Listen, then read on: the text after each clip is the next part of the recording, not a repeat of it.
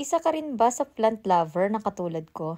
Tara, samahan niyo ako, mag-decorate tayo. Ito nga pala ay bamboo stalks na bili ko kahapon sa IKEA. Ang gagawin ko ay lalagyan ko ng decoration ang loob ng glass vase. Simple lang. Una, binabad ko muna sa suka yung maliliit na bato para matanggal ang dumi. Yung bato na yan ay galing yan sa aquarium namin. Hindi naman na namin ginagamit kaya gagawin ko na lang decoration. Pangalawa, ito naman ang nilinis ko, yung mga marbles. At sinama ko na lang din yung dalawang may kulay na bato. Ito ang ilalagay ko sa ibabaw ng glass vase. Nilagyan ko din sila ng suka para mas lalo silang kumintab.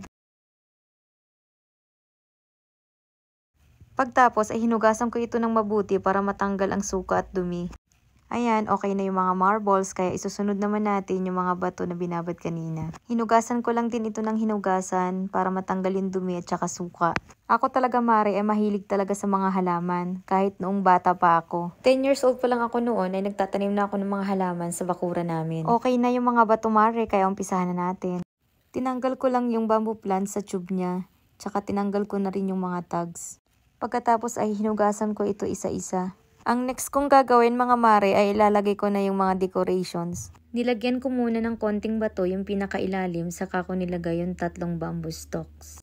6 stalks nga pala ang binili kong lucky bamboo tree mga Mare. Dahil ayon sa paniniwala ng mga Chinese, the number 6 displays blessings. Ang ginawa ko naman ay dinivide ko lang ito sa dalawa.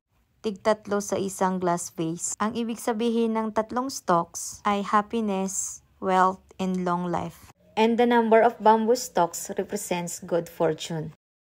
Ayan na mga Mare, nailagay ko na yung maliliit na mga bato. Ngayon naman, ilalagay ko yung mga marbles. Nailagay ko na ang mga marbles, kaya lalagyan na natin ito ng tubig. Ito nga pala mga Mare ay pinapalitan ng tubig once a week. Para laging fresh ang tubig ng lucky bamboo stalks natin. Kasi pag hindi natin pinapalitan ng tubig, ito ay mangangamoy at yung mga decoration ay dudumi din.